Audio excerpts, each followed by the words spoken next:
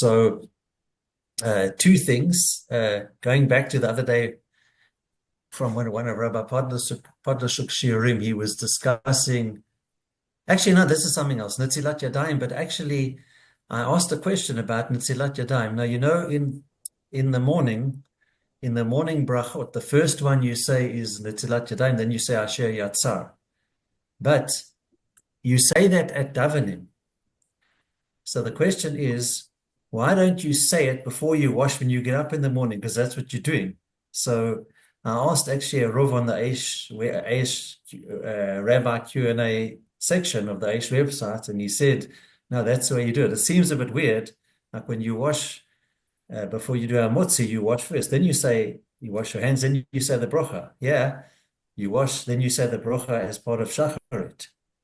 You can say it if you want before going to the washing your hands in the morning, but we don't have to. I know it's a bit of a contradiction. And another thing, I go to this Sephardi. There's a Kollel Yeshiva near here. I go there. They have a 9 o'clock shacharit. It's the latest one you can go to in the neighborhood here because there's an app you can check. But anyway, so I understood what the Rav only speaks in Ivrit. So if you have a sandwich where you need to actually wash and say a motzi, and you don't have any water at hand, you can't. What he said was, and I understood him, you can't. If it's going to take too far to walk to collect water, enough water to wash your hands, then rather leave it and have some mezonot. Don't. Otherwise, it's just too complicated. And I mean, you can put it in a tissue or in a hanky without touching the bread, but it's too much. It's too complicated. And rather avoid saying hamotzi, rather say mezonot. So if you're going to walk, let's say or if let's say you're at the base and you can walk to Osamer and get water, then that's fine. But much further than that, it's not practical. Rather have mezonot. So if it's going to take too much time to find water to wash with, rather eat something else that requires either a sherakol or a mezonot. Okay, sounds good. Which is practical, which I think we would do that, yeah. That's when you go from the bathroom. Now, when you wash in the morning, when you wake up in the morning, you say Modeh Ani, then the first thing you do before you can't touch your face or you wash your hands, you wash 3 times. Yeah. That's it. Asher Yatzar is after going to the bathroom. But you say, and you also say Asher Yatzar as part of the davening. But as I say, normally when Asher Yatzar in davening is to cover you and say thank you for the ability to generally, yeah. So I'm saying the one in the davening covers that. It's the same. It's the same bracha. Is it just coverage for most people that don't remember? That's what I'm asking. I don't know that. You understand what I'm it's saying? contradiction. No, it's not. I mean, when obviously when you go to the toilet, it's only when you defecate, when you urinate.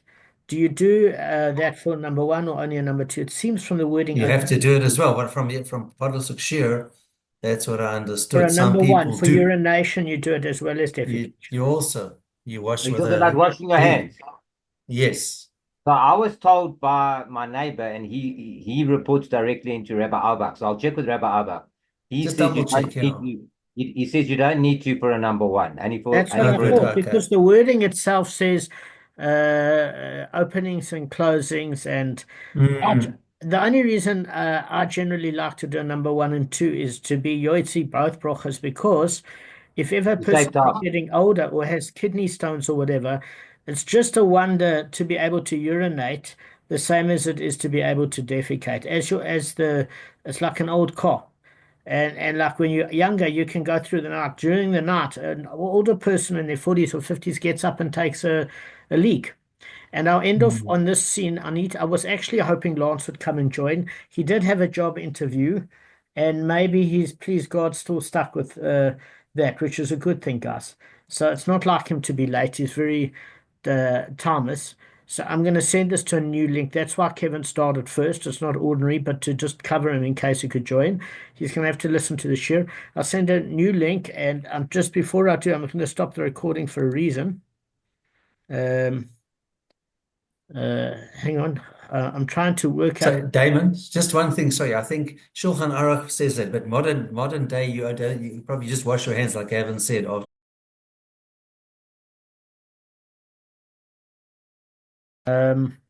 Now, what happened was originally we got this concept of Adim Zomimim, of a reciprocal penalty, from Deuteronomy chapter 19, verse 19, Devarim, which says, you shall do to him as he planned to do to his brother, which means whatever they intended to do to their victim after the verdict was reached are done to them. Now, we had learned two cases, the case of trying to strip a Kohen of his status, that number one, a Yisrael can testify, because if there was no skin in the game, there was a doubt as to whether or not testimony has to be considered testimony if you've got something to lose, according to the Gemara, and in Sanhedrin in 41a, as well as Tosfot's opinion. So we learn when there's a reciprocal penalty of lashes, then a Yisrael or a Levi can testify against a Cohen that he might not be a legitimate Cohen, because should they be proven to have conspired or plotted against him, they can receive enough damage done to themselves that they would never think about going to a courtroom in case their plan was foiled. So there is skin in the game. The second issue is it shows you that a Cohen is not stripped of his Cohen status, even though he could be, because he's subject to the penalty wished to do. We already discussed the reasons why. So there had to be skin in the game so that he could testify, and those are lashes. We say 40 lashes, but it's -1, it's 39. Doctors obviously determine the health of a person, but a beating close to the level that a human being can sustain is going to take away any sort of chance of being risky, because there's a lot to lose personally. Therefore, they can give testimony. But the question arose also as far as the fact that they don't get a reciprocal penalty of going to exile if they accuse somebody of an inadvertent killing, and therefore they also get lashes. So we're saying there has to be a pasuk or some scriptural derivative as to what this is based on. Otherwise, you can't just override the sourcing for the reciprocal punishment for hazama for Adam Zomimim. So we're trying to find out where that actually does occur. So up to so we start off with the law of trying to seek the scriptural law. So Ulla says, where's there an allusion in the Torah to the law of Zomimim witnesses? And the Gemara says,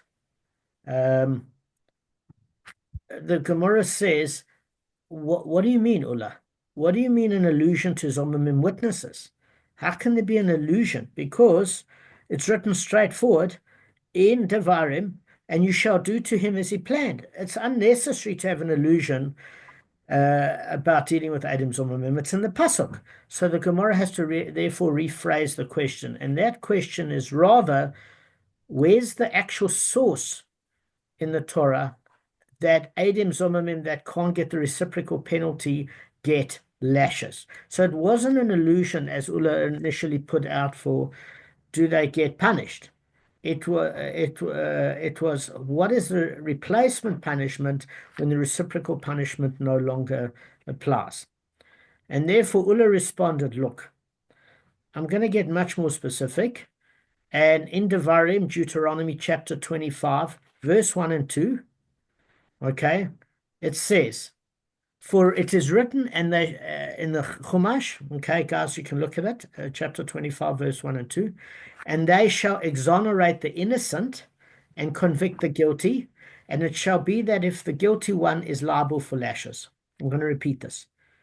And they shall exonerate the innocent, meaning, you know what exonerate is, redeem that person to the status of innocence after they were accused, and convict the guilty, and it shall be that the guilty one is liable for lashes. So the injunction of the first verse would seem to be referring to what, guys? Generally, to judges, right? Because they're the ones that decide if somebody is guilty or innocent, or can lift a verdict or change a verdict within certain parameters. And then it seems to be directing them to implement justice by finding favor in the innocent party and against the guilty one. But if so, there's a verse that seems out of context, okay?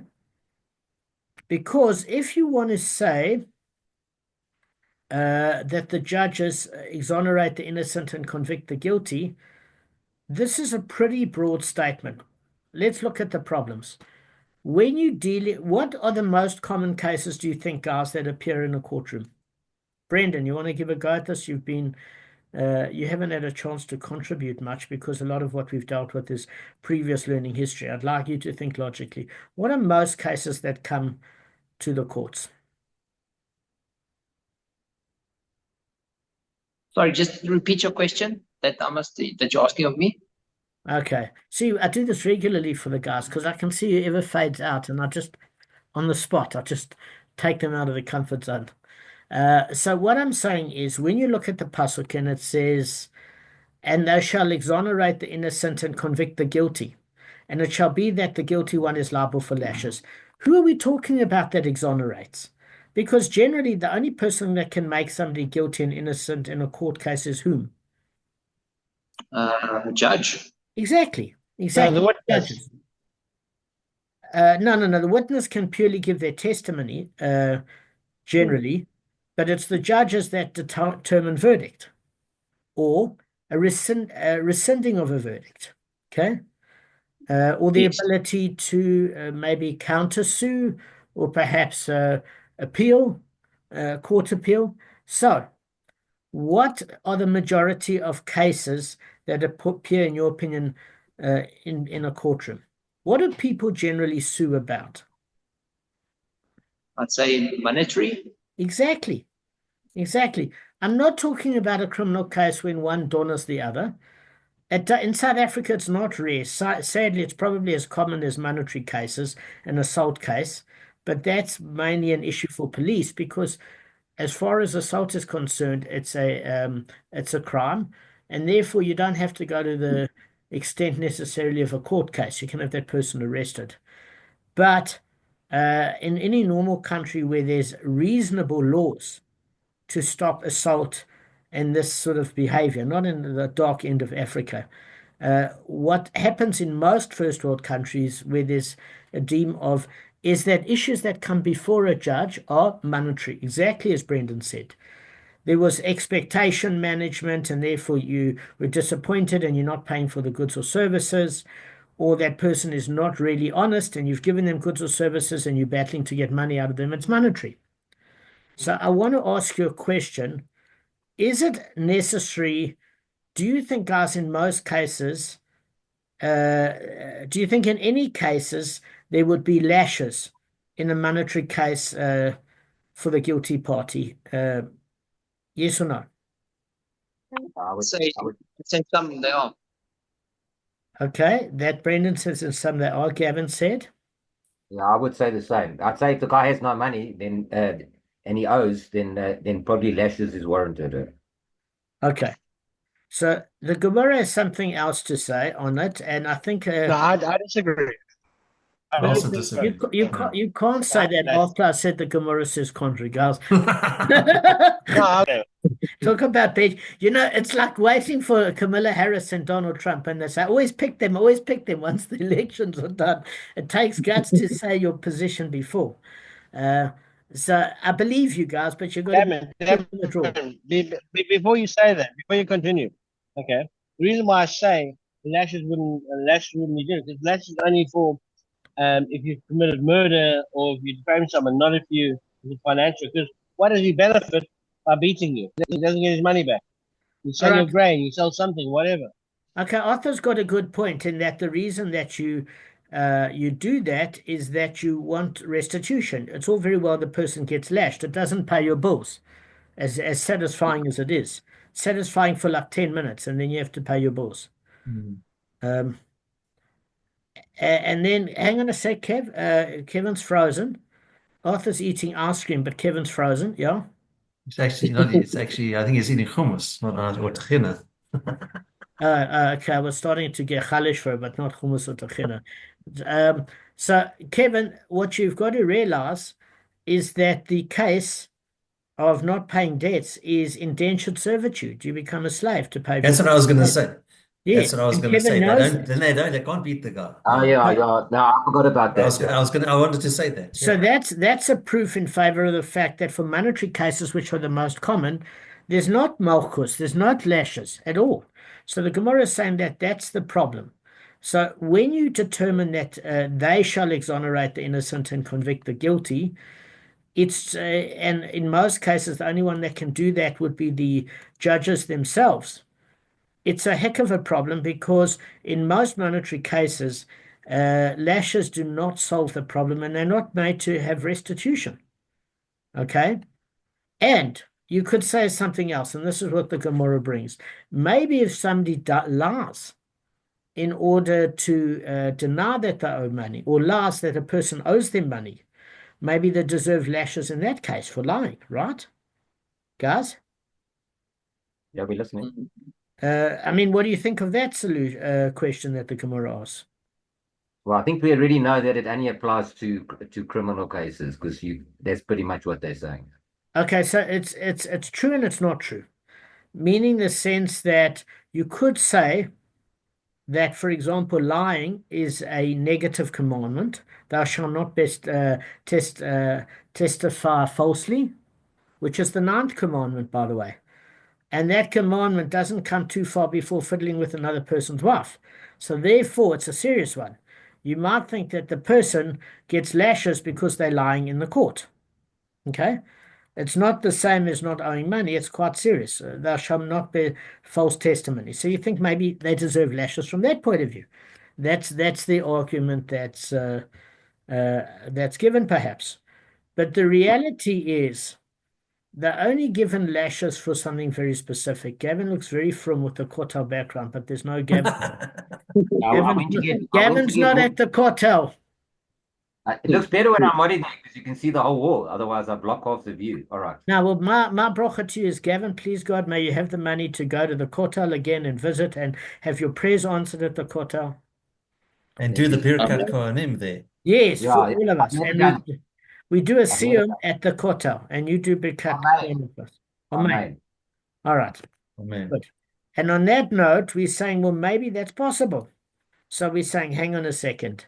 The reciprocal penalty or lashes is given for Adim Zomamim on a specific case of lying. What's that case? When you're saying you weren't even at that event. In other words, you might have a monetary case, not just criminal, where you actually want the person to get lashed. You want the person to pay money they don't owe. You want the person to die. You want the person to go to the city of refuge. And in that particular case, it's not about lying witnesses. It's lying to the extent that you said you were at the event you witnessed, and a second set of witnesses says you weren't there. And therefore, on that basis, you get lashed, but not for ordinary lying or slight dishonesty or incorrect judgment. How do we know? Is that people often lie, etc. So they don't get lashes for standard lying. It has to be a particular set of circumstance of lying that you weren't even there. So we have to reread the text, Ulla says. And you can't read it on face value. So the verse has to be explained differently according to Ulla. And he said, look, you can't use the pronoun they referring to judges. You have to refer to a case where witnesses who caused an innocent person to be convicted, whereupon other witnesses came forward and exonerated the one who was innocent in the first place, the defendant, and established the first set of witnesses as the guilty ones, as the false ones. Okay? Then it shall be that if the guilty one is liable for lashes, and the court shall implement the penalty of lashes as described in the remainder of that passage, and the verse indicates that there are instances in which false witnesses are punished with lashes. So So, namely, when they're found to be zomamim in a case in which the penalty they sought to impose cannot be applied to them. The verse can't be referring to a case where they testified about somebody's liability for Makkos, because obviously Makkos would follow. So what's the Gemara saying as a side note is, look, if you're accusing somebody of breaking a negative commandment, the penalty for breaking a negative commandment is lashes. So therefore, the reciprocal penalty when you're seeking to inflict lashes upon somebody else is lashes for yourself. So that's not a novel idea. That's obvious. That's a reciprocal penalty. We're talking about lashes in a case where something else would be deemed appropriate, like being relegated to the city of exile, or having your own Cohen status taken away for your Cohen, and you seek to innocently strip somebody of their Cohen status. So we're saying that's when it's a novelty. When the reciprocal penalty is not accusing them of a standard negative commandment breakage, at which they would suffer lashes had they really been guilty, and therefore you get lashes. So therefore, Ulla is saying, when you're saying they shall be exonerated, what are we? And they shall exonerate the innocent and convict the guilty. What Ulla is saying is it doesn't refer to judges. It means the person in the defendant box that was originally seen as guilty, after the verdict was given and the second set of witnesses come, he's now seen as innocent, and the witnesses are now guilty and liable for lashes. So that's how Ulla says there's a biblical derivation for lashes when the normal reciprocal penalty can't be applied. That's in, again, Devarim chapter 25, verse 1 and 2. Okay. As far as now, just one thing to bear in mind is that Ulla's got a question, and he said, listen, why isn't there more of an obvious source? Guys, what do you think a more obvious source is that the Adam Zomamim deserve to get lashed when a normal reciprocal penalty can't apply? Aren't they referring there to from text? Yeah, that it's not more descriptive. A bit more specific. What text? Where? Where, like, that you said that they will be punished. Really sort of more specific. Throw me a bone here, but okay. Let's give it to Brendan, and let me just add clarity. Let's give him one. Everybody's entitled to a good hit. Okay. So the Gemara says to Ulla, look, why can't you just get it from the injunction in Shmot? Shmot, Brendan, is Exodus chapter 20, verse 13. It says, and you shall not bear false witness. It's the 9th commandment, because the Torah generally decrees as a general penalty for all negative commandments broken, lashes. Okay? Because if false testimony is prohibited by negative commandment, it should automatically be subject to the penalty of lashes in this case. And you don't need a specific pasuk to give you the alternative hazama penalty. It doesn't have to be unique. And especially if it's one of the 10 commandments. If in any of the negative commandments you break, a person gets lashes. Surely one of the 10, in which case there's multiple penalties like death penalties and kare, spiritual exile, and being cut off from the people, surely it's a more serious one of the negative commandments and definitely get lashes. So that's what it's saying to Ulla. You don't need a specific hazama verse in Devarim. And the Gemara answers and says Ulla's correct. Why? Because you can't derive it from a normal negative commandment getting lashes, because we learnt in Sanhedrin, Gavin, you were there for Sanhedrin in 65b. Do you remember when we were learning about what happens with this issue of blasphemy? It's just words. It's words. It's not an action. So the Torah sees an action, and they've got other reasons why they convict there. But generally an action where one breaks a negative commandment, where one eats treif, for example, or in that particular case, one gets lashes, but not for wording. So, in other words, yes, you shall not bear false witness. It does have a, what do you call it, a punishment, but there wasn't an action involved. And testifying falsely is not legally considered an action, okay? So that's one particular consideration. So it says then the person would not receive lashes for violating any prohibition whose transgression is not a physical act, but merely wording. So therefore, the Gemara is saying Ulla is correct. So you have to have this thing of bearing false witness with that ninth commandment, in addition to that issue with Deuteronomy, which specifically refers to chapter 25, verse 1 and 2, and they shall exonerate the innocent and convict the guilty, and it should be guilty to one who's liable for lashes. So those two in cohesion definitely give lashes. Now, there's something I want you to bear in mind, and then we can end a bit early on this note.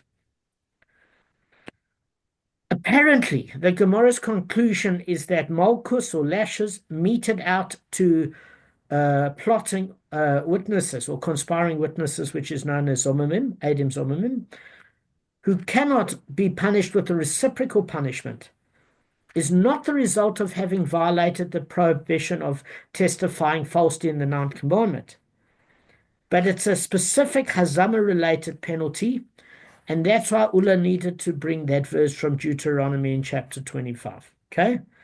The others that have a different opinion, like Tosfot, whose conclusion be that Ulla's derivation, that the prohibition of false testimony is actually an exception to the general rule. And here a person does receive lashes for violating a prohibition which doesn't involve an action. So according to this, lashes are not a unique function of the law of Hazama, but the ordinary consequences of having violated a negative commandment. So let me just say it in two simple opinions. You have two Jewish opinions always. The one Jewish opinion, according to Nachmanides and Tosfot, is that getting lashes is not a unique Hazama-triggered punishment in lieu of the fact where reciprocal punishment can't be implemented. It's a consequence of he shall not bear false witness. And because it's one of the 9 commandments, it's that serious that generally speech would not get lashes. But in this case, it would, not only because it's the 9th commandment, but it's mixed with Ulla's other sourcing. But its predominantly emphasis is on thou shalt not bear false witness. There are others that say, because it's a non-action, even though it's the 9th commandment, there is no lashes for prohibition of breaking a verbal negative commandment, only an action-orientated argument. And therefore, Ulla's Deuteronomy source is a specific Hazama-related penalty in lieu of the fact that we can't do a reciprocal application. And therefore, we need Ulla, and we're solely relying on Ulla and not the 9th commandment. Those are your two opinions. All right, guys, I'm going to end off Damon. Yeah. So is Hazama, just to refresh, is that a specific payment, specific punishment or penalty based on false testimony? What is it? Just explain it again. Perfect. I think Kevin's asking. Is that what it is? Okay. So hang on. Adim zomimim means conspiring or plotting witnesses. Hazama is the penalty that applies to them. In most cases, it's reciprocal. When reciprocal isn't applicable, for reasons we've stated before and will state after in certain cases, then the lashes will hold in their stead as a punishment, because these plotting witnesses, in order to have been able to testify in the first place, need skin in the game. And it says testimony that is not subject to Hazama, if they're caught, is not testimony that is allowed. We learned that in the 41st daf of Sanhedrin. You get it? So in other words, Kevin, they need something to lose. Any witness. They need to know that if something goes wrong, they're going to pay the penalty. And if they don't have anything to lose, they can't be witnesses. It's that serious. So when we refer to Hazama penalty, we're saying when they're caught out, that's the penalty they're given for being plotting witnesses. It's either reciprocal or lashes, depending on the situation. Reciprocal meaning the Meaning that they punishment. sought to inflict upon their innocent victim. Oh, they would have got it on them. It would have Yes, happened absolutely. to them. Yes, yes. So that has to happen only once the verdict is reached before the defendant and before that punishment is meted out to that innocent victim. If in that space of time between the verdict and that punishment is meted out, a second set of witnesses said the first set were not there and they were with them in another location, only under those circumstances do the Adam Zumimim get punished with what they intended to do to the victim. But if the plot was carried out, they don't get the reciprocal penalty because Hashem's got a lot of punishments waiting for them in the world to come. And obviously, it was divine providence that that was meant to be meted out, although they're punished for being the agents of the wickedness and corrupting the court system. But if it was before the verdict was reached and a second set of witnesses said the first set were not there, they don't get the reciprocal punishment. It just the case is thrown out of court. Okay. And we said it in that specific case because if the first set are lying and for other reasons, like the one guy's having an affair, so he says I wasn't quite there, I saw it in a different way, or whatever, but it's not classic Adam Zomimim of the right time and the wrong place, then they don't get the reciprocal punishment at all. And what's strange about this is we believe the second set of witnesses. Whereas in a normal case where there's just lying, if there's conflictory statements and then the first set of witnesses are proved to be lying, but not that they were at the location, but the details of the crime, they're not punished with reciprocal penalty, only if they were a second set said they were in another place. The thing that bothers me with this is that if I've got it in for somebody, for example, say Reuven has it in it for Shimon. You know, Shimon married the girl of his dreams, which was Reuven's dream. She liked Shimon more, and Shimon has turned around and said, I'm going to get this Reuven. So all he has to do is wait for Reuven to have a court trial and think, okay, I want him to get clapped with this penalty. And him and another friend said, by the way, Shimon, you were never there. You were with us in Plettenberg Bay, not in Santon. And they get him punished the minute the verdict was done. They could get him to have a serious problem. So I need Rabbi Cohen to answer this because this bothers me in terms of how to manipulate the system. It would have been great for my book, which I can't finish writing because he was an expert. I know. All right, guys, I hope the share was decent. I did my best. That was brilliant. All right. It's Sunday, eh? Yeah. Cheers, guys. Be well. Feel Cheers. better, all of you guys.